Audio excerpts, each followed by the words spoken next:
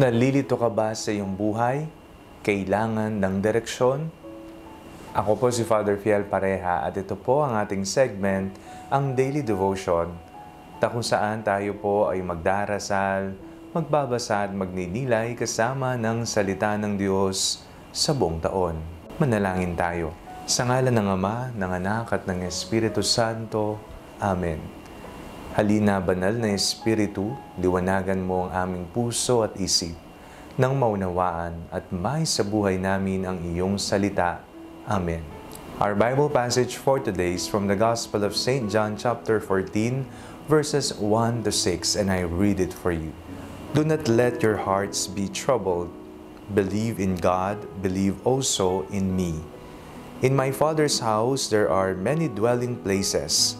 If it were not so, would I have told you that I go to prepare a place for you? And if I go and prepare a place for you, I will come again and will take you to myself, so that where I am, there you may be also.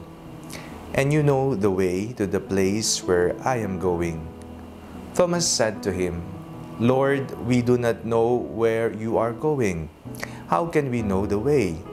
Jesus said to him, I am the way, the truth, and the life. No one comes to the Father except through me. If you know me, you will know my Father also. From now on, you do know Him and have seen Him. Ikaw ba sa kasalukuyan ay nalilito, nababalisa, hindi alam kung sino ang pakikinggan at paniniwalaan, at sa mismong sarili mo, hindi mo alam kung ano na ang iyong magiging desisyon? Ang ating pong binasang ebanghelyo sa araw na ito ay napakaganda.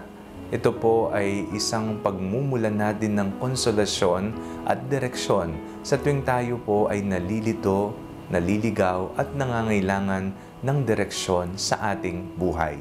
Ang sabi ng Panginoong Jesucristo sa unang-una pa lamang talata ng ating binasa, do not let your hearts be troubled. Believe in me. Huwag mong hayaang mabalisa ang iyong puso. Manalig ka sa akin. Sa tahanan ng Ama, napakaraming silid at paparoon ako at ipaghahanda ko kayo. Tingnan niyo po ang pagmamahal ni Kristong muling nabuhay, si Kristong ating mabuting pastol. Pati ang ating pupuntahan ay Kanya nang ipaghahanda para sa atin. At tanong naman ni Tomas, Panginoon, hindi po namin alam kung saan kayo pupunta. At tumugon ang ating Panginoong Jesucristo, I am the way, the truth, and the life. Ito po ay isang kasiguraduhan sa atin na sa tuwing tayo po ay naguguluhan, hindi alam kung anong direksyon ang ating tatahakin, hindi alam kung sino ang ating paniniwalaan, at kung tayo po ay nanlulupaypay na at nawawalan ng pag-asa at buhay, si Kristo ang kasagutan. I am the way, the truth, and the life. Kumapit ka, manalig ka kay Jesus. Kay Jesus may kaliwanagan ng buhay. Kay Jesus may patutunguhan. Kay Jesus, pawang katotohanan lamang lahat.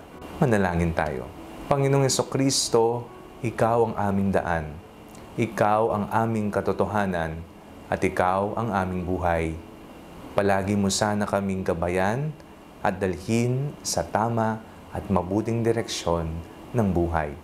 Lalong-lalo na kapag hindi na namin alam kung ano ang aming gagawin at kung saan pupunta. Amen. Sa ngalan ng Ama, ng Anak at ng Espiritu Santo. Amen. Huwag po ninyong kalimutang i-like ang video ito. Mag-comment po kayo and share it with your family and friends.